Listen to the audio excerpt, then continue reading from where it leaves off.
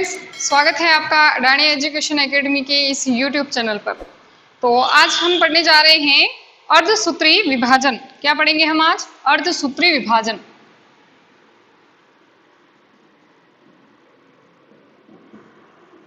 अर्धसूत्री विभाजन, ठीक है। इंग्लिश में इसे कहते हैं मियोसिस। क्या कहेंगे? मियोसिस। मियोसिस। अर्धसूत्री नाम से पता चल रहा है, अर्ध यानी आधा, सूत्री यानी गुणसूत्र, यानी कि ऐसा विभाजन जिसमें गुणसूत्रों की संख्या क्या रह जाती है? आधी रह जाती है, ठीक है। अब देखिए यहाँ पर मियोसिस लिख रखा है, ये वाला मियोसिस। एक होता है, एक ये मियोसिस होता है जिसकी स्पेलिंग होती है MIOSIS, और एक होता है MEIOSIS। देखिए दोनों अलग अलग हैं, इनमें कंफ्यूज मत होइएगा। मियोसिस यानी होता है, जो ये मियोसिस है इसका जो मीनिंग होता है, इसका अर्थ होता है अर्धसूत्री विभाजन। और मियोसिस, ये वाला जो मियोसिस है, इसमें क्या होता है, जो हमारी आंखों की जो पुतलियां होती है, आंखों की जो पुतलियां, ये जब सिकुड़ती है ना, तो इसके अंदर जो सिकुड़ना, इस क्रिया को कहा जाता है मियोसिस, ये वाला मियोसिस, ठीक है। अब हम पढ़ते हैं जो मियोसिस जो है यानी अर्धसूत्री विभाजन जो है वो क्या है। लास्ट क्लास में हमने समसूत्री विभाजन को कंप्लीट किया था। समसूत्री विभाजन में क्या हुआ था? एक कोशिका विभाजन करके दो कोशिकाओं का निर्माण कर रही थी, और उसके अंदर जो गुणसूत्र थे वो गुणसूत्र कैसे थे? उसी के समान। यानी कि ये एक कोशिका है, इसमें गुणसूत्रों की संख्या कितनी होती है? ह्यूमन बॉडी के जो सेल होती है उसमें गुणसूत्रों की संख्या कितनी होती है? 46 होती है, 46 होती है, ठीक है। और ये जो है डिवाइड करके, विभाजन यानी क्या होता है? एक कोशिका विभाजित होकर 2 या 2 से 4, 4 से 8 इस प्रकार से कोशिकाओं का निर्माण करेगी। अब यहाँ पर ये जो सेल थी उसके अंदर, समसूत्री विभाजन के अंदर, इसमें एक कोशिका से दो कोशिकाओं का निर्माण हो रहा था, ठीक है। और इनके अंदर गुणसूत्रों की संख्या कैसी थी? सेम थी। यानी अगर इसमें 46 गुणसूत्र है तो इसमें भी 46 होंगे और इसमें भी 46 होंगे, ठीक है। ये हमने लास्ट क्लास में पढ़ा था समसूत्री विभाजन के अंदर। अब हम अर्धसूत्री विभाजन की बात करते हैं। देखिए समसूत्री विभाजन तो बहुत इजी प्रकार का था, अर्धसूत्री विभाजन भी इजी है, कोई हार्ड नहीं है, लेकिन इसमें क्या होता है, इसकी जो प्रोसेस है वो बहुत लंबी है, इसलिए इसे कहते हैं कि भाई ये थोड़ा जटिल प्रकार का है, लेकिन जटिल वटिल कुछ नहीं है, बहुत इजी है, ठीक है। अब देखिए अर्धसूत्री विभाजन के अंदर क्या होगा, नाम से पता चल रहा है अर्धसूत्री यानी आधे गुणसूत्रों की संख्या रह जाएगी। कोई भी कोशिका होगी उसके अंदर क्या होगा, जैसे कि ये कोई कोशिका है, इसमें हम जानते हैं कि गुणसूत्र कितने होते हैं? 46 ही होते हैं। सभी जो कोशिकाएं होती हैं उनके अंदर गुणसूत्रों की संख्या 46 होती है। ये कोशिका क्या करेगी? विभाजित होगी, विभाजित होगी। अब इनके अंदर गुणसूत्रों की जो संख्या होगी ना, वो कितनी हो जाएगी? 23 और 23। गुणसूत्रों की संख्या कितनी हो जाएगी? 23 हो जाएगी, ठीक है। यानी कि यहाँ पर हमने देखा कि 46 गुणसूत्र थे कोशिका में, लेकिन जब वो विभाजित होते हैं तो इनके अंदर गुणसूत्रों की संख्या आधी हो जाती है। यानी ये किस प्रकार का विभाजन हो गया? अर्धसूत्री विभाजन। अब ये प्रोसेस यहाँ नहीं रुकेगी कि भाई कि 46 गुणसूत्र से दो कोशिकाएं, एक कोशिका से दो कोशिका बनी, 46 से 23 23 रह गए। अब यहाँ पर क्या होगा, ये जो दो कोशिकाएं हैं फिर से डिवाइड करेगी, इससे दो कोशिकाएं बनेगी, इससे वापस दो कोशिकाएं बनेगी, इस तरह से, ठीक है। और इनमें भी जो गुणसूत्रों की संख्या होगी वो 23 होगी, 23 होगी, ठीक है। यानी कि एक कोशिका से कितनी कोशिकाएं बन रही है? 4 कोशिकाएं बन रही है, ठीक है। समसूत्री विभाजन में एक कोशिकाएं से दो कोशिकाएं बन रही थी, बिल्कुल सेम टू सेम वो की वही कोशिका बन रही थी, जो कि पेरेंटल जो कोशिका होती है, पेरेंटल सेल जो होती है, वो उसी तरह से सेल बन रही थी। 46 उसमें भी थे, 46 इसके अंदर भी थे, 46 इन दो कोशिकाओं में भी थे। ये समसूत्री विभाजन में हो रहा था। अर्धसूत्री विभाजन में एक कोशिका से कितनी बनेगी? 4 कोशिकाएं बनेगी। लेकिन यहाँ पर क्या होगा, ये जो गुणसूत्रों की संख्या है ना, वो यहाँ पर आधी हो जाएगी। अब हम देख रहे हैं कि इसकी थोड़ी सी लंबी प्रोसेस है। जब यहाँ पर क्या होगा, जो ये कोशिका है, इससे जो ये दो कोशिकाएं बन रही है ना, इसके अंदर भी 23 गुणसूत्र होंगे, ठीक है। और इसको हम कहते हैं मियोसिस फर्स्ट या अर्धसूत्री फर्स्ट, मियोसिस फर्स्ट। यानी कि हमने जब समसूत्री विभाजन पढ़ा था उसमें बिल्कुल एक ही बार समसूत्री विभाजन हो रहा था, उसकी जो भी अवस्थाएं होती है, प्रोफेज, मेटाफेज, टीलोफेज, एनाफेज, जो भी होती है ना, वो एक ही बार होती है, ठीक है। अब यहाँ पर क्या होगा, जो हमने पढ़ा पी, इस तरह से याद रख सकते हैं, PMAT, यानी प्रोफेज, मेटाफेज, एनाफेज, टीलोफेज, ये जो अवस्थाएं होती ना, ये इसमें रिपीट होगी, 2 बार होगी। एक बार यहाँ पर मियोसिस फर्स्ट के अंदर, एक बार होगी मियोसिस सेकंड के अंदर। ठीक है, अब यहाँ पर जब ये दो कोशिकाओं से वापस दो दो कोशिकाएं बनेगी, यानी इन दो से वापस चार जो कोशिकाएं बनेगी, जिसमें जो है गुणसूत्रों की संख्या आधी हो जाएगी, इसे हम कहेंगे, यहाँ पर इसको कहेंगे जो मियोसिस सेकेंड। क्या कहेंगे इसको? मियोसिस सेकेंड कहेंगे। ठीक है, अब आप देख रहे हैं कि भाई 46 से यहाँ पर तो गुणसूत्रों की संख्या रह गई 23। ठीक है, तो यहाँ पर भी मतलब हम कह रहे हैं अर्धसूत्री विभाजन है, तो बाद में भी इसकी और आधी हो जानी चाहिए थी। ऐसा नहीं होगा। यहाँ पर जो अब यहाँ से मियोसिस सेकेंड जो चलेगा ना, इन दो कोशिकाओं से वापस चार जो कोशिकाएं बनेगी ना, वो बिल्कुल सेम टू सेम होगा समसूत्री विभाजन की तरह, माइटोसिस की तरह। बिल्कुल समसूत्री विभाजन जो होता है ना, बिल्कुल वैसा का वैसा रहेगा। समसूत्री विभाजन में भी कोशिकाओं की जो गुणसूत्र थे वो अगली जो कोशिकाएं बन रही थी, है ना, पुत्री कोशिकाएं जो बन रही थी उनके अंदर सेम थे।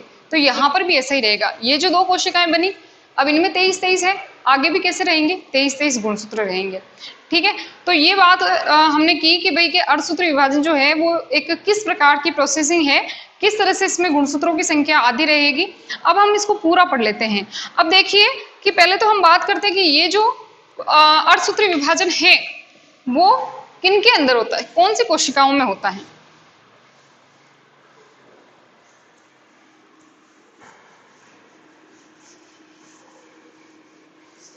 देखिए, ये जो अर्धसूत्री विभाजन है वो होगा जनन कोशिकाओं के अंदर। हमने लास्ट क्लास में भी पढ़ा था, जनन कोशिकाओं में होगा। अर्धसूत्री विभाजन जो है वो जनन कोशिकाओं में होता है, जबकि समसूत्री विभाजन होता है कायिक कोशिकाओं में। समसूत्री विभाजन कायिक कोशिकाओं में, कायिक का मतलब होता है हमारी बॉडी, यानी कि जितनी भी बॉडी की ये जो स्किन है ना, लीवर है, ये जितनी भी स्किन या लीवर जो भी कोशिकाएं हैं, बॉडी की जो भी कोशिकाएं हैं, उनके अंदर होता है समसूत्री विभाजन। क्योंकि जैसे हमारी बॉडी है, तो जैसे मान लीजिए कोई बॉडी है, इसका ये हाथ है, अब यहाँ की स्किन हट जाती है, तो यहाँ पे वैसी ही पहले वाली स्किन होनी चाहिए, पहले जैसी कोशिकाएं होनी चाहिए, तब जाकर वैसी ही स्किन बनेगी। तो अब यहाँ पर कौन सा विभाजन होना चाहिए? समसूत्री विभाजन, ताकि इसके अंदर भी जो भी क्रोमोसोम संख्या हो या जो भी डीएनए हो वगैरह जो भी हो, वो उसके अंदर क्या हो? सेम हो। ठीक है, तो हमने बात की थी कि समसूत्री विभाजन जो होता है वो किस में होता है? समसूत्री विभाजन कायिक कोशिकाओं में होता है, यानी कि जो बॉडी की कोशिकाएं होंगी, पूरे शरीर के जो निर्माण करने वाली जो कोशिकाएं होती है, उनके अंदर होता है समसूत्री विभाजन। जबकि ये अर्धसूत्री विभाजन जो होता है वो जनन कोशिकाओं के अंदर होता है। जनन कोशिकाएं जो जनन में भाग लेती है, जनन का मतलब क्या होता है? एक जीव से दूसरे जीव का निर्माण। ठीक है, अब देखिए कि जनन कोशिकाओं के अंदर ये किस प्रकार से होता है। हम जानते हैं कि जो जनन कोशिकाएं होती हैं वो क्या करती है? जनन करती है। जैसे कि एक ह्यूमन के अंदर होता है या फीमेल के अंदर जो होता है वो एक अंडाणु होता है। ठीक है, और जो मेल होता है यानी कि जो नर होता है उसके अंदर होता है शुक्राणु होता है। हम जानते हैं कि ये जो होते हैं वो युग्मक होते हैं, यानी कि हम एक बात ये हमने जानी कि ये जो है युग्मक के अंदर भी, यानी ये युग्मक कोशिकाओं का भी निर्माण करती है। ठीक है, अब हम जानते हैं कि जो अंडाणु और शुक्राणु होते हैं वो एन टाइप के होते हैं। एन यानी इनके अंदर जो क्रोमोसोम होंगे वो 23 होंगे, 23 इसमें आधे होते हैं। ठीक है, अब देखिए ये जो कोशिकाएं हैं वो किससे बन रही है? अर्धसूत्री विभाजन से बन रही है। अब हम जानते हैं कि जब इनकी निषेचन होता है, निषेचन का मतलब नर युग्मक और मादा युग्मक का जो संलयन होता है, आपस में जब वो मिलते हैं तो इस क्रिया को कहते हैं संलयन की प्रक्रिया या निषेचन की प्रक्रिया। ठीक है, अब इनसे क्या होगा? एक युग्मनज बनेगा। युग्मक के आपस में जुड़ने से युग्मनज बनता है। ये जो युग्मनज होगा वो कैसा होगा? देखिए यहाँ पर n, यहाँ पर n, तो ये कैसा हो जाएगा? 2n, यानी इनके अंदर गुणसूत्रों की संख्या कितनी हो जाएगी? 46 हो जाएगी। और ये फिर आगे वापस डिवाइड करके क्या बनाता है? पूरी की पूरी ह्यूमन बॉडी बना देता है। ह्यूमन बॉडी यानी मनुष्य का शरीर।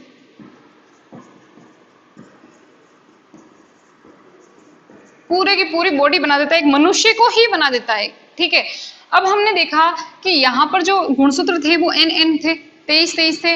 अब आप सोचिए कि अगर ये n नहीं होते, 2n होते, यानी कि यहाँ पर 46 गुणसूत्र होते और ये भी कोशिका जो है 46 गुणसूत्र की होती, तो आगे जाकर किस प्रकार से बनता? या ये जो n है वो n है, दोनों n होते, या 2n होते, सॉरी 2n होते, तो यहाँ पर तो 4n बन जाता, जो कि पॉसिबल ही नहीं है।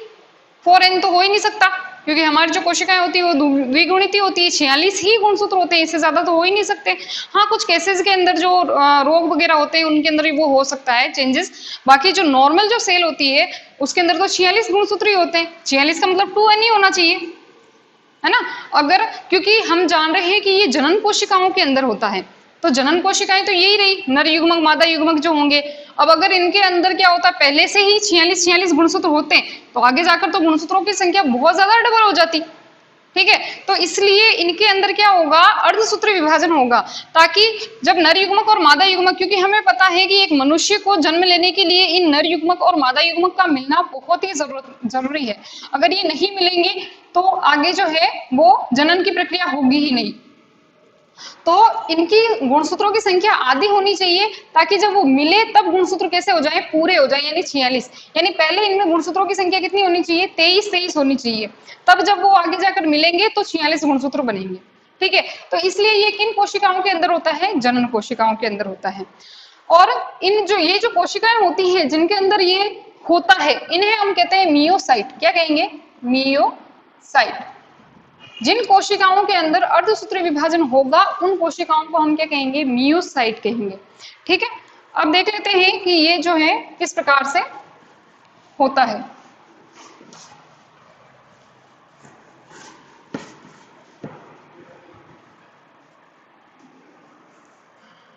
हमने लास्ट क्लास में सेल साइकिल भी पढ़ा, उसके अंदर यानी कि ये जो अर्धसूत्री विभाजन होगा 2 चरणों में होगा। एक होती है इंटरफेज अवस्था, ठीक है, इंटरफेज अवस्था, और एक होती है M phase. M phase, interphase अवस्था यानी कि तैयारी की अवस्था, यानी कि जो कोशिका विभाजन करने वाली है उसके लिए क्या क्या चाहिए, है ना, क्या क्या किस तरह से जो ऑर्गेनेल्स है यानी कि कोशिकांग है वो किस तरह से 4 से 8, या मतलब हम ये कह सकते हैं इनका द्विगुणन किस प्रकार से होता है, यानी कुल मिला के जो कोशिका विभाजन करने वाली है उसकी तैयारी की जो अवस्था होती है वो इंटरफेज अवस्था होती है। इसके अंदर भी हमने ये पार्ट पढ़े थे, G1, S फेज और G2 फेज, ये हमने देखा था। और एम फेज के अंदर होता है एक्चुअल डिवीजन, यानी कि किस जो कोशिका होगी वो पहले तो तैयारी तो हो गई, अब कोशिका से जो 2 से 4 से जो विभाजन करने वाली जो है वो अब होगा एम फेज के अंदर। और ये जो हमने देखा कि जो अर्धसूत्री विभाजन है या मियोसिस जो है वो 2 चरणों में होता है। एक तो होता है मियोसिस फर्स्ट, और एक होता है मियोसिस सेकेंड। यानी कि हम जानते हैं कि माइटोसिस के अंदर हमने पढ़ा था, याद रखिए, पीएमएटी यानी कि प्रोफेज, मेटाफेज, एनाफेज और टीलोफेज, ये अवस्थाएं होती हैं उनकी, ठीक है। अब इसके अंदर जैसे कि ये फर्स्ट है तो इनके अंदर भी ये चारों अवस्थाएं जो होगी वो इनके अंदर भी मियोसिस फर्स्ट के अंदर भी होगी, वापस मियोसिस सेकंड के अंदर भी होगी। तो इसमें किस प्रकार से हो जाएगी, ये हो जाएगी prophase first, metaphase first, anaphase first और टीलोफेज फर्स्ट। इसमें वापस किस प्रकार से होगा, ये जो भी चारों जो होगी, जो चारों अवस्थाएं होगी वापस इस तरह से हो जाएगी, prophase second, metaphase second, anaphase second और टीलोफेज सेकेंड, ये इस प्रकार से। इसलिए क्योंकि ये बहुत ज्यादा लंबा प्रोसेस है इसलिए इसको कहा जाता है कि भाई ये थोड़ा सा जटिल प्रोसेस है। जटिल कुछ नहीं है, बहुत इजी है, ठीक है ना। तो जो मियोसिस फर्स्ट होगा इसके अंदर फिर से चारों अवस्थाएं फर्स्ट रूप में होगी, जैसे कि prophase first, metaphase first, anaphase first, telophase first. और मियोसिस सेकंड जो होगा उसके अंदर वापस प्रोफेज सेकंड, है ना, मेटाफेज सेकंड, एनाफेज सेकंड और टीलोफेज सेकंड। अब हम पढ़ते हैं कि जो ये मियोसिस फर्स्ट है वो किस प्रकार से होता है। तो देखिए, जो मियोसिस फर्स्ट है इसके अंदर क्या होगा, हमने बात की मियोसिस फर्स्ट के अंदर वो सारी जो अवस्थाएं होती है ना, मियोसिस फर्स्ट यानी कि prophase first, metaphase first, anaphase first और टीलोफेज फर्स्ट, ठीक है। ये सारी इसके अंदर अवस्थाएं होगी, ये सारी उप अवस्थाएं होगी। मियोसिस फर्स्ट के अंदर वो सारी जो प्रोफेज है, मेटाफेज, एनाफेज, टीलोफेज जो है उसको हम क्या कहेंगे, prophase first, metaphase, meiosis first की प्रोफेज जो होगी वो prophase first, metaphase first, anaphase first और टीलोफेज फर्स्ट हो जाएगी, ठीक है। तो अब हम देखते हैं प्रोफेज फर्स्ट को। प्रोफेज फर्स्ट, इसके अंदर ये जो प्रोफेज फर्स्ट है वो सबसे लंबी अवस्था है, सबसे लंबी अवस्था है, क्योंकि इसके अंदर 4 वापस उप अवस्थाएं आ जाती है, लेप्टोटेन, जाइगोटिन, पेचिटिन, डिप्लोटिन और डाइकाइनेसिस। ये 5 अवस्थाएं इसके अंदर आ जाने से ये जो प्रोफेज फर्स्ट है वो सबसे लंबी अवस्था हो जाती है। ठीक है, इसका अंतराल जो होगा वो लंबा होगा, इसकी भी वापस क्योंकि 5 उप अवस्थाएं हैं। ठीक है, तो सबसे पहले हम बात करते हैं लेप्टोटिन की। ये लेप्टोटिन में क्या होगा, देखिए जो कोशिका होगी, हमने बात की थी सेल साइकिल की, कि सेल साइकिल के अंदर जो इंटरफेज अवस्था जो होती है, इंटरफेज अवस्था के अंदर जो भी इनके अंदर डीएनए बनना होगा। ठीक है, क्यों डीएनए क्यों बनेंगे, क्योंकि इससे जो गुणसूत्र है, हम जानते हैं गुणसूत्र के अंदर क्या होता है, डीएनए होता है। डीएनए को रेप्लिकेशन करने की बहुत जरूरत है, क्योंकि गुणसूत्र जब बटेंगे तो डीएनए भी तो बटेगा। एक गुणसूत्र है ये, इसके अंदर इसी प्रकार से एक ही डीएनए है। अब इससे अगर मुझे 2 गुणसूत्र बनाने हैं तो डीएनए की संख्या भी तो डबल करनी पड़ेगी, यानी इनके अंदर क्या होगा, रेप्लिकेशन होगा। तो इस तरह से जब इसके अंदर डीएनए की संख्या जो है दो हो जाएगी, या हम कह सकते हैं डबल हो जाएगी, तब ये जो गुणसूत्र होंगे वो क्या करेंगे, फटेंगे और 2 गुणसूत्र का निर्माण कर देंगे। तो इंटरफेज अवस्था के अंदर इनके अंदर जो भी क्रियाएं होनी होंगी, हमने कहा कि कोशिका की तैयारी होती है इंटरफेज अवस्था के अंदर, तो जो भी प्रोटीन का निर्माण है या डीएनए का निर्माण है या जो माइटोकॉन्ड्रिया ऑर्गेनेल्स जिनका भी निर्माण है वो पहले ही इंटरफेज अवस्था में हो जाएगा। अब लेप्टोटिन अवस्था में क्या होगा, अब यहाँ से स्टार्ट हो रहा है हमारा जो मियोसिस है, अर्धसूत्री विभाजन है, उसकी सबसे पहली अवस्था है प्रोफेज फर्स्ट, और प्रोफेज फर्स्ट की ही अवस्था है लेप्टोटिन। लेप्टोटिन ही वो अवस्था है जो इसको शुरू करेगी। अब एक्चुअल जो विभाजन होगा उसको ये शुरू करेगा। तो इसमें क्या होगा, जो कोशिका होगी उसका आकार क्या हो जाएगा, बड़ा हो जाएगा, आयतन बड़ा हो जाएगा, आयतन बढ़ जाएगा, केंद्र का आयतन बढ़ जाएगा। और जो गुणसूत्र होंगे, देखिए लेप्टोटिन, इसको इस तरह से याद रखिए, लेप्टोटिन यानी लपेटना। ठीक है, तो यहाँ पर हम जानते हैं कि जो ये जो कोशिका है उसके अंदर क्या होते हैं, गुणसूत्र केंद्रक होते हैं, और इनके अंदर क्या होता है, क्रोमेटिन नेटवर्क, यानी गुणसूत्र का जो जाल है वो इस तरह से बिखरा रहता है। ये हमने केंद्रक पढ़ा था, उस टाइम हमने ये बात चर्चा की थी इस बात की कि यहाँ पर जो होगा केंद्रक के अंदर क्या होता है, केंद्रिका होती है, केंद्रक द्रव्य होता है, और ये जो गुणसूत्र जाल है वो इस प्रकार से बिखरा हुआ रहता है। तो लेप्टोटिन के अंदर ये जो गुणसूत्र जाल होगा वो क्या आएगा, पास पास में आएगा, संघनित होगा। ठीक है, संघनित होगा, संघनित होकर ये क्या क्या बना देगा, गुणसूत्र का निर्माण कर देगा। ये जो गुणसूत्र जाल है, ये जिसे हम क्रोमेटिन जाल कहते हैं, वो क्या होगा, पास पास में आएगा, संघनित होगा, संघनित होकर वो किसका निर्माण कर देगा, गुणसूत्र का निर्माण कर देगा। ठीक है, गुणसूत्र का निर्माण करेगा। इस प्रकार से अभी ये जो गुणसूत्र है वो अलग अलग ही है, देखिए जुड़े हुए नहीं है, सारे के गुणसूत्र जो होंगे वो एक अलग अलग ही रहेंगे। तो इस प्रकार से इस अवस्था में तो यही होगा कि जो केंद्रक और कोशिका जो है वो आयतन बढ़ाएंगे अपना, और जो भी तारक केंद्र होंगे उनका विभाजन हो चुका होगा। ठीक है, और गुणसूत्र जाल जो है वो आपस में संघनित होकर किसका निर्माण करेगा, गुणसूत्रों का निर्माण करेगा। ठीक है, तो ये बात हुई लेप्टोटिन की। तो देखिए नेक्स्ट जो उप अवस्था है इसकी वो है जाइगोटिन। जाइगोटिन के अंदर जाइगोट, याद रखिएगा जाइगोट, जाइगोटिन जो है जाइगोट से हम याद रख सकते हैं। जाइगोट के अंदर क्या होता है, एक नर युग्मक और दूसरा मादा युग्मक पास पास में आते हैं। अब इसमें भी क्या होंगे कि जो 2 गुणसूत्र होंगे वो कैसे आएंगे, पास पास में आएंगे। ठीक है, इस क्रिया को कहते हैं सिनेप्सिस या साइनेप्सिस भी कहा जाता है। तो इनमें क्या होगा कि ये जो 2 गुणसूत्र होंगे वो पास पास में आएंगे। अब यहाँ पर देखिए कि ये जो गुणसूत्र है वो इस प्रकार से, क्योंकि ये इस प्रकार से कुछ इनकी संरचना बनी हुई है। ठीक है, तो अभी ये कोई 2 गुणसूत्र नहीं है, ये एक ही गुणसूत्र है, क्योंकि ये एक ही सेंट्रोमियर से बंधे हुए हैं, या हम इसे क्या कह सकते हैं, गुणसूत्र बिंदु से जब तक जो ये गुणसूत्र जुड़े रहेंगे तब तक इसको एक ही माना जाएगा, ये 2 नहीं होंगे। ये इस प्रकार से क्यों बने हैं, क्योंकि देखिए हमें क्या करना है, एक गुणसूत्र से 2 गुणसूत्र यानी गुणसूत्रों की संख्या जो है वो हमें बढ़ानी है या फिर घटानी है। ठीक है, तो बढ़ाने के लिए हमें क्या करना पड़ेगा कि यहाँ पर जो इसके अंदर जो डीएनए होगा उनको भी डबल करना पड़ेगा, क्योंकि यहाँ पर जो डीएनए होगा ये इस प्रकार का एक गुणसूत्र है, इसमें एक इस प्रकार से डीएनए है। अब मुझे अगर इससे 2 बनाने हैं तो यहाँ पर डीएनए की जो संख्या होगी, डीएनए जो होगा वो डबल करना पड़ेगा। तो ये एक ही प्रकार के गुणसूत्र हैं, ये एक ही गुणसूत्र है, 2 गुणसूत्र नहीं होंगे जब तक कि ये एक ही गुणसूत्र बिंदु से जुड़े रहेंगे। तो अब यहाँ पर क्या होगा, जो गुणसूत्र होंगे वो पास पास में आएंगे। ठीक है, और वो आपस में मिलेंगे, इस क्रिया को कहा जाता है साइनेप्सिस। ठीक है, अब यहाँ पर देखिए ये जो दो जो चीज हमें दिखाई दे रहे हैं, क्योंकि इनके अंदर इनकी संख्या जो हमें दिखाई दे रही है वो 4 हो रही है, तो हम इसको टेट्राड भी बोलते हैं। क्या बोलते हैं इस अवस्था को? टेट्राड। ठीक है, ये इसे हम क्या कह सकते हैं? बाइवेलेंट। क्या कहेंगे? बाइवेलेंट। बाइवेलेंट। तो इस जो जाइगोटिन है इसके अंदर क्या होगा? दो गुणसूत्र जो होंगे वो आपस में पास पास में आएंगे, यानी इनके अंदर साइनेप्सिस की क्रिया होगी और इस संरचना में ये इस प्रकार का कुछ दिखाई देगा, जिसके अंदर ये जो गुणसूत्र जो ये जो पंखुड़ी जैसी संरचना है वो 4 हमें दिखाई देगी, इसलिए हम इसे टेट्राड भी बोलते हैं। और ये दो अलग अलग दिखाई देते हैं जबकि होते एक ही है, इसलिए हम इसे बाइवेलेंट अवस्था या बाइवेलेंट अवस्था भी कहते हैं, या हम इसे बकेट अवस्था भी कहते हैं, क्योंकि ये बकेट के जैसा दिखाई देता है। नेक्स्ट पढ़ते हैं पेचिटिन। पेचिटिन के अंदर क्या होगा? देखिए यहां पर हमने कुछ इस प्रकार से बात की कि जो गुणसूत्र होता है वो इस प्रकार से होता है,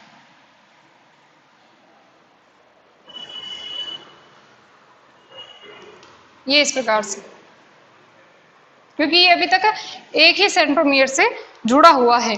तो अब पहले हम देख लेते हैं सिस्टर क्रोमेटिड किसे कहेंगे, नॉन सिस्टर क्रोमेटिड किसे कहते हैं। इनको हम कहते हैं क्रोमेटिड्स। क्या कहेंगे? क्रोमेटिड्स। क्रोमेटिड्स। ठीक है, अब इसके अंदर 4 क्रोमेटिड है, इसमें भी 4 क्रोमेटिड है। तो यहां पर देखिए कि ये जो दोनों क्रोमेटिड है, ये जो दोनों क्रोमेटिड हैं, इन दोनों को आपस में हम कहेंगे सिस्टर क्रोमेटिड। क्या कहेंगे? Sister chromatid. Sister chromatid.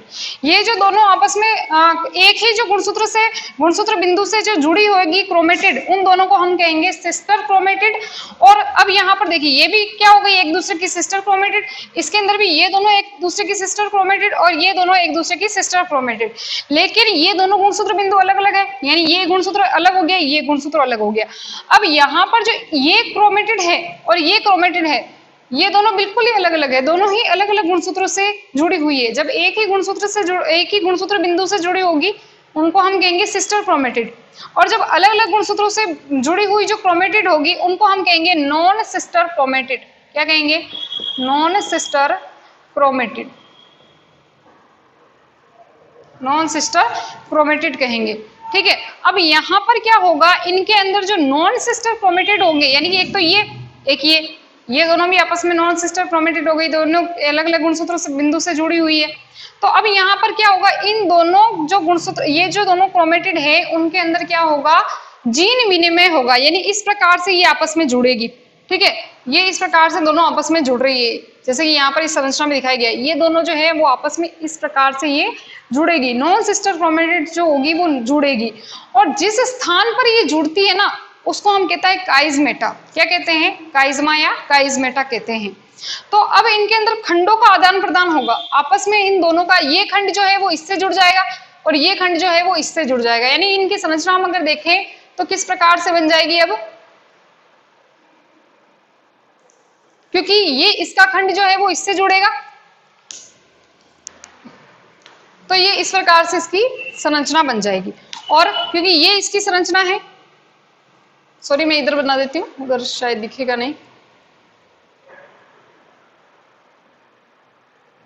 तो अब इनकी संरचना किस प्रकार से बनेगी? क्योंकि ये खंड जो है वो अब इससे जुड़ चुका है, तो अब इसकी संरचना इस प्रकार से बन जाएगी, यानी खंडों का आदान प्रदान हो गया। अब यहाँ पर देखिए ये जो खंड है वो इस प्रकार का और ये जो खंड है वो इस प्रकार का दिखाई देगा, क्योंकि इनके अंदर क्या हो गया? खंडों का आदान प्रदान होगा। यानी कि हम ये कह सकते हैं कि नॉन सिस्टर क्रोमेटिड जो होंगे उनके अंदर खंडों का आदान प्रदान होगा, यानी जीन विनिमय, इसे कहा जाएगा जीन विनिमय। और ये आकृति कैसी बना देगा? एक्स की आकृति बना देगा। इस प्रकार से ये एक्स जैसी आकृति बना देगा और इनमें खंडों का आदान प्रदान हो जाएगा। और जहां पर ये दोनों जुड़ते हैं उसको हम क्या कहते हैं? काइजमा या काइजमेटा कहा जाता है। ठीक है, तो ये बात की हमने पेचिटिन। जो प्रोफेज फर्स्ट की जो डिप्लोटिन अवस्था होगी इसमें क्या होगा? देखिए इसके अंदर हमने बात की कि जो दो नॉन सिस्टर क्रोमेटिड जो होंगे वो इस तरह से जुड़ेंगे। ठीक है, किसमें जुड़ रहे थे? वो पेचिटिन के अंदर जुड़ रहे थे। अब डिप्लोटिन के अंदर क्या होगा? इस तरह से जुड़ रहे थे, लेकिन अब डिप्लोटिन के अंदर ये दोनों क्या हो जाएंगे? अलग अलग हो जाएंगे, यानी इसका खंड इससे जुड़ गया और इसका खंड इससे जुड़ गया, ये दोनों ही अलग अलग हो गए हैं। और जो डाइकाइनेसिस जो होगा इसके अंदर अब क्या होगा? ये क्योंकि पूरी तरह से पृथक पृथक हो गए हैं, ये जुड़ रहे थे बिल्कुल, ये गुणसूत्र इसका अलग हो गया, ये गुणसूत्र इसका अलग हो गया, अब यहाँ पर क्या होगा, जब गुणसूत्र पूरी तरह से जुड़कर अलग अलग हो चुके हैं, तो अब यहाँ पर जो कोशिका होगी, ये कोशिका है यानी सेल मेम्ब्रेन है, और ये इसके अंदर क्या है, केंद्रक है, न्यूक्लियस है। ठीक है, तो अब यहाँ पर क्या होगा, जो ये केंद्रक झिल्ली है वो धीरे धीरे क्या हो जाएगी, विलुप्त हो जाएगी, यानी मिट जाएगी, यानी होगी नहीं, अब ये विलुप्त हो जाएगी। अब अगर ये विलुप्त हो रही है तो ये गुणसूत्र कहाँ आ जाएंगे, कोशिका द्रव्य के अंदर आ जाएंगे। ठीक है, ये कोशिका द्रव्य में आ जाएंगे, और ये जो केंद्रिका होगी वो भी धीरे धीरे क्या हो जाएगी, विलुप्त हो जाएगी। अब यहाँ पर जो ये तारक केंद्र है वो पूरी तरह से क्या आ जाएंगे, विपरीत ध्रुवों के ऊपर चले जाएंगे, इस तरह से विपरीत ध्रुवों के ऊपर चले जाएंगे, और इनसे क्या निकलेगी, अब एस्ट्रल रेज निकलेगी, और ये किरणें निकलने लग जाएगी। तो अब यहाँ पर जो है ये डाइकाइनेसिस जो होगा वो समाप्त हो जाएगा। अब नेक्स्ट अवस्था क्या चलेगी हमारी, प्रोफेज फर्स्ट हो गया, अब क्या आ जाएगा, मेटाफेज फर्स्ट। ये प्रोफेज फर्स्ट जो थी वो बहुत ही लंबी अवस्था है। ठीक है, इसके अंदर 5 उप अवस्थाएं होती है। सबसे पहले लेप्टोटिन, जाइगोटिन, पैचिटिन, डिप्लोटिन और डाइकाइनेसिस।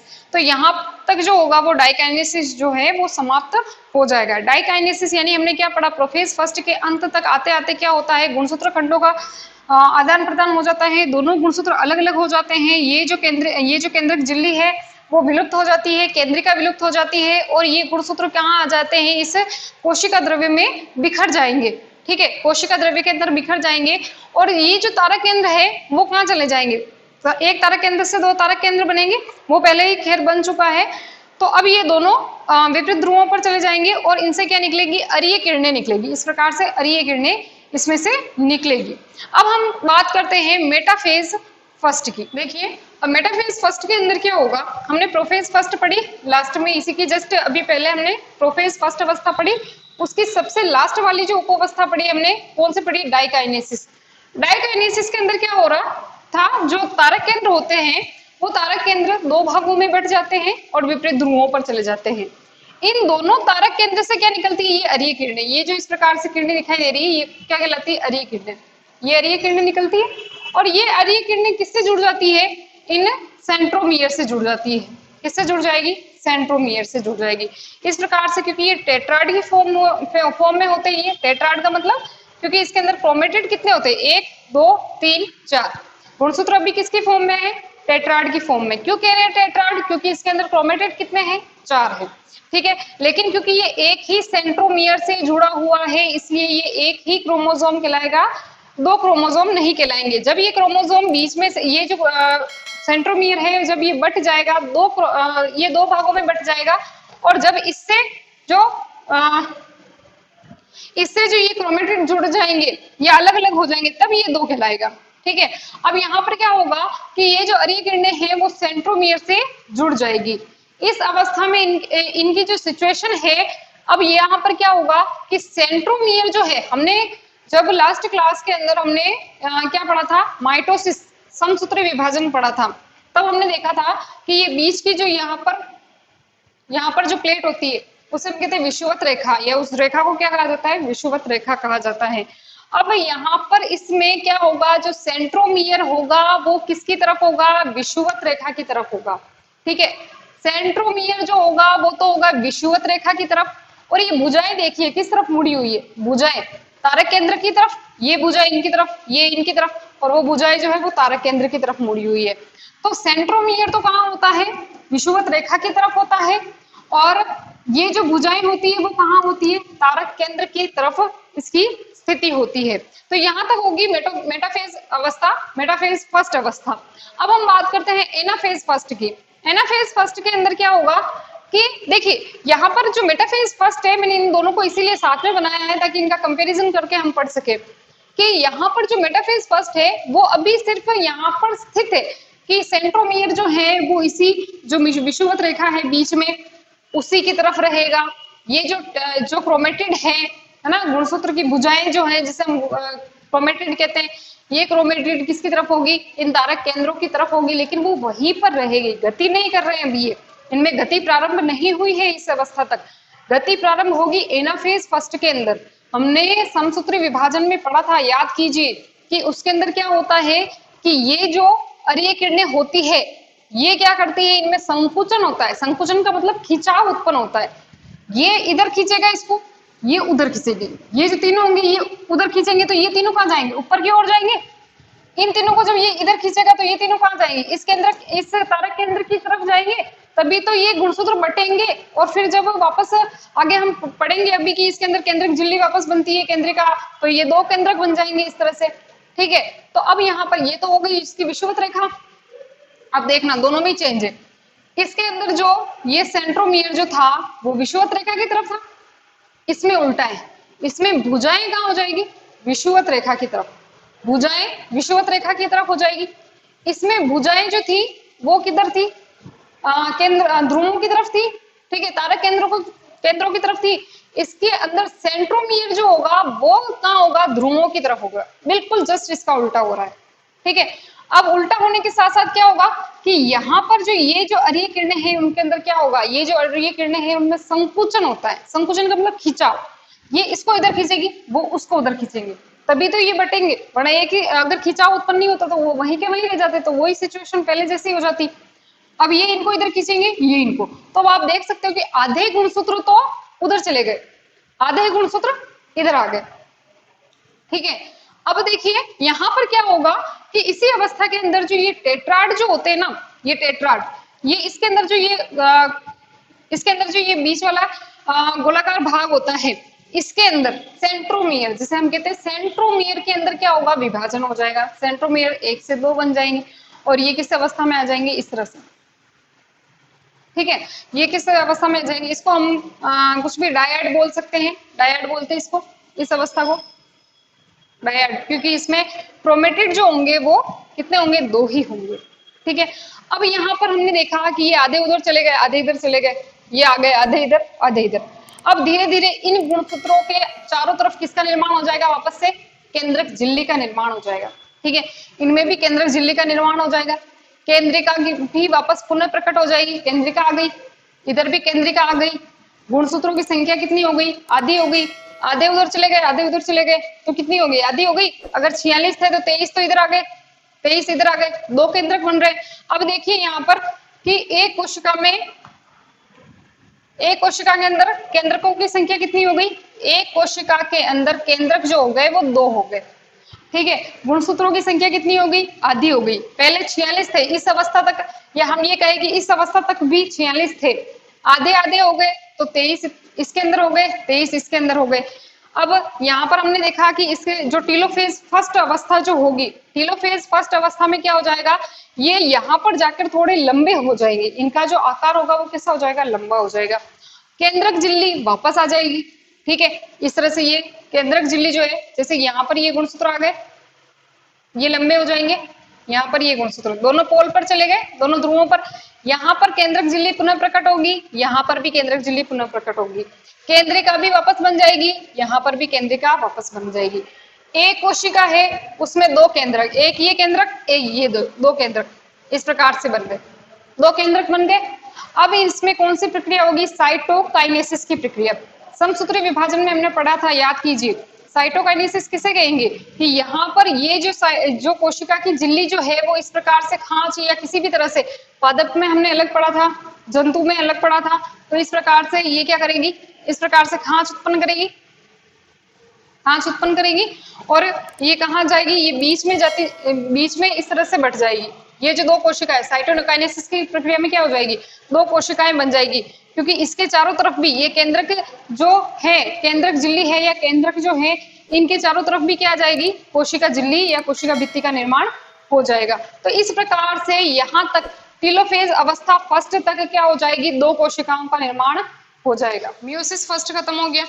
मियोसिस फर्स्ट में क्या हुआ, एक कोशिका से 2 कोशिकाओं का निर्माण हुआ, एक कोशिका से 2 कोशिकाओं का निर्माण हुआ। और क्या हुआ कि एक कोशिका में कितने, इसमें पहले कितने थे, 46 गुणसूत्र थे, इसमें क्या होगा, आधे गुणसूत्रों की संख्या रह गई, यानी 23 रह गई। यहाँ तक हुआ मियोसिस फर्स्ट। अब हमें मियोसिस सेकंड कराना है, तो देखिए अब मियोसिस सेकंड यानी कि इससे 2 कोशिकाएं, इससे 2 कोशिकाएं, यानी 4 कोशिकाओं का निर्माण होगा। इनके बीच में कौन सी अवस्था आएगी, वापस इंटरफेज अवस्था, क्योंकि अब पूरी तरह से वापस 2 कोशिकाएं बन गई है, इसके अंदर सब कुछ है, कोशिका है, केंद्रक है, केंद्रिका है, सब कुछ, गुणसूत्र वगैरह सब कुछ है। अब इससे वापस दो कोशिकाओं का निर्माण करना है तो वापस उसकी तैयारी तो करनी पड़ेगी। यानी तैयारी की अवस्था किसे कहते हैं हम? इंटरफेज अवस्था को। इंटरफेज अवस्था के अंदर क्या होगा? जो नई कोशिकाएं बनेगी उनकी तैयारी होगी।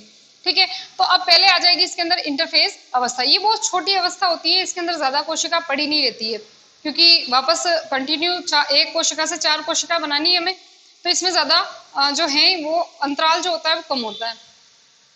इंटरफेज अवस्था के अंदर बाद में आता है, इंटरफेज अवस्था के बाद में आ जाएगा मियोसिस सेकेंड।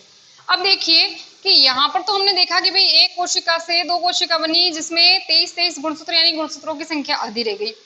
अब अगर हम इससे वापस 2 कोशिकाएं बनाएं और यही प्रोसेस वापस चले, ये का यही सेम टू सेम, तो फिर तो इसमें और भी इसकी 23 की आधी हो जाएगी, जो कि पॉसिबल ही नहीं है। इतना आधा तो करना ही नहीं है, 23 गुणसूत्र ही होने चाहिए, जब जाके नर युग्मक और मादा युग्मक मिलेंगे वापस, तब वापस 46 गुणसूत्र होंगे, तो ये तो पॉसिबल ही नहीं है। यानी कि यहाँ पर ऐसा कौन सा विभाजन होना चाहिए कि इनकी जो ये जो गुणसूत्र हैं वो बिल्कुल यहाँ पर सेम टू सेम आ जाए। तो हमने समसूत्री विभाजन पढ़ा, उसमें हमने क्या देखा कि समसूत्री विभाजन में एक कोशिका से 2 कोशिकाओं का निर्माण होता है और गुणसूत्रों की संख्या बराबर रहती है, बराबर रहती है। तो अगर ये समसूत्री विभाजन की तरह ही क्रियाएं अगर यहाँ पर हो, यानी समसूत्री विभाजन में जो प्रोफेज आ रही थी, बेटा फेज, टीलोफेज, एनाफेज, जो चारों अवस्थाएं जो आ रही थी, अगर उसी प्रकार की क्रियाएं यहाँ पर हो, तब जाकर ये 23 गुणसूत्र जो है प्रत्येक में हो जाएंगे। इसमें भी 23, इसमें भी 23, इसमें भी 23, क्योंकि यहाँ पर मियोसिस फर्स्ट की जो अवस्थाएं अगर या इनकी जो क्रियाएं अगर यहाँ पर हो गई ना, तो 23 से आधी हो जाएगी, जो कि पॉसिबल नहीं है। तो यहाँ पर ये जो मियोसिस सेकेंड जो होता है वो बिल्कुल किसकी तरह होता है? समसूत्री विभाजन की तरह। समसूत्री विभाजन की तरह होगा तभी इसके अंदर भी 23 गुणसूत्र आएंगे। ठीक है, अब देखिए, अब हम स्टार्ट करते हैं मियोसिस सेकेंड। अब मियोसिस सेकेंड के अंदर भी वही सारी प्रक्रियाएं होंगी, प्रोफेज, मेटाफेज, एनाफेज, टीलोफेज।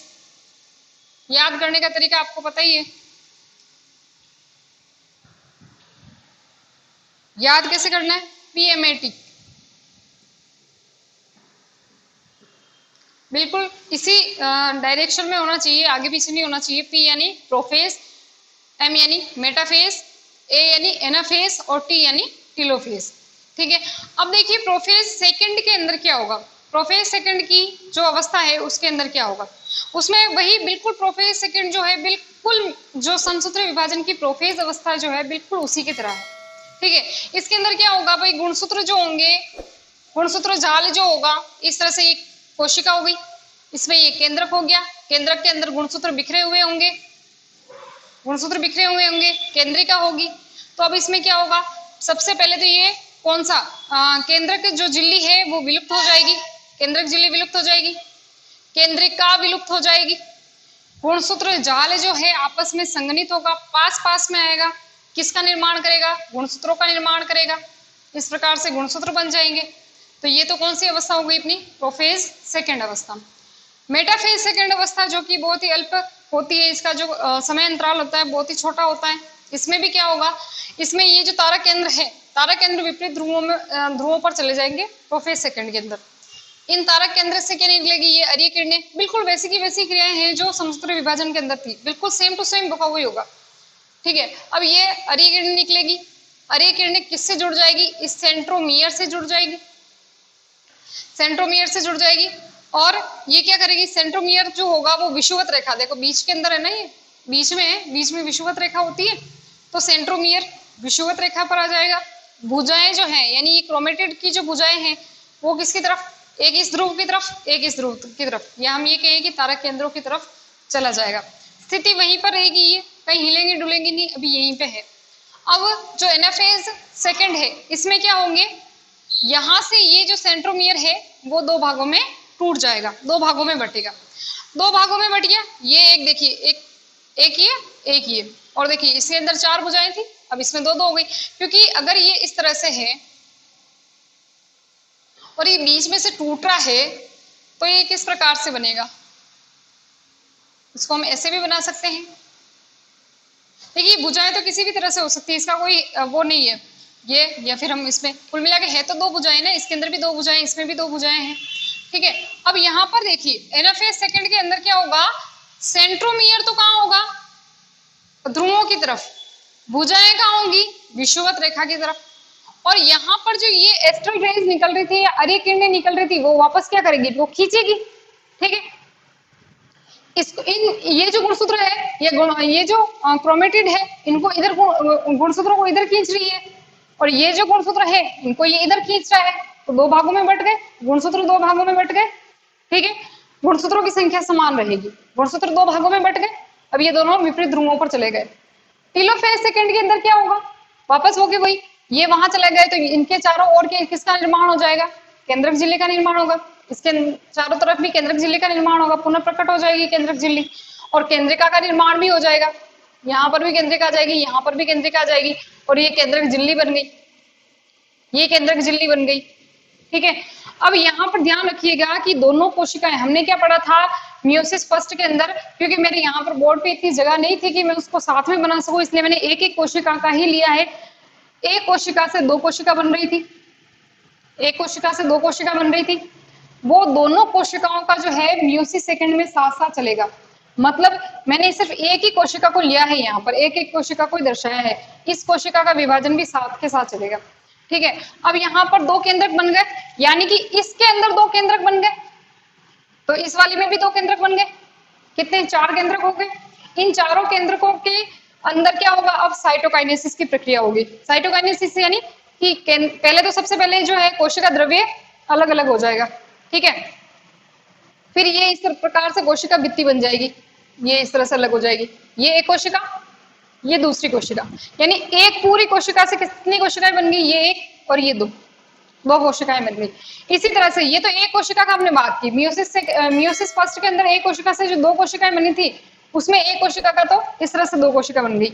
अब दूसरी वाली जो कोशिका है बिल्कुल इसी की तरह ये दो कोशिकाएं बना देगी, यानी ये इस प्रकार से दो कोशिकाएं बना देगी। तो कुल मिलाकर एक कोशिका से कितनी बन गई? चार कोशिकाएं बन गई। यानी कि हम ये कह सकते हैं अर्धसूत्री विभाजन में एक कोशिका से चार कोशिका का निर्माण हो रहा है, लेकिन गुणसूत्रों की संख्या आधी हो रही है। गुणसूत्र आधे रहेंगे, इसी वजह से उसको कहेंगे अर्धसूत्री विभाजन। समसूत्री विभाजन के अंदर एक कोशिका से दो कोशिका बनी थी और गुणसूत्र भी सेम थे, यानी कि वही वही गुणसूत्र, यानी 46 अगर पहले वाली कोशिका में है तो बनने वाली कोशिकाओं में भी 46 ही रहेंगे। ठीक है, तो ये बात की हमने अर्धसूत्री विभाजन की, और आज का हमारा जो टॉपिक है अर्धसूत्री विभाजन, वो आज यहीं पर खत्म होता है। इसके साथ ही जो हमने सेल का जो पार्ट स्टार्ट किया था, कोशिका का पार्ट, वो कोशिका का पार्ट भी यहीं पर समाप्त होता है। तो कोशिका वाला जो चैप्टर है वो हमारा यहीं पर, क्योंकि हमने कोशिका के अंदर सारे उसके सिद्धांत पढ़ लिए, कोशिका की संरचना पढ़ ली, उसके सारे जो भी ऑर्गेनेल्स थे, है ना, कोशिकांग जो थे, माइटोकॉन्ड्रिया, जो भी माइटोकॉन्ड्रिया हो चाहे प्लास्टिड हो वगैरह कुछ भी हो, तो वो सारे हमने कंप्लीट कर दिए हैं। कोशिका का जो लास्ट पोर्शन होता है जिसमें विभाजन की क्रिया पढ़ी जाती है, वो विभाजन हो गया है हमारा, अर्धसूत्री विभाजन हो गया, समसूत्री विभाजन हो गया। तो अब हमारा जो सेल का जो टॉपिक है वो पूरी तरह से कंप्लीट हो चुका है। ओके, आज की क्लास यहीं तक। Thank you.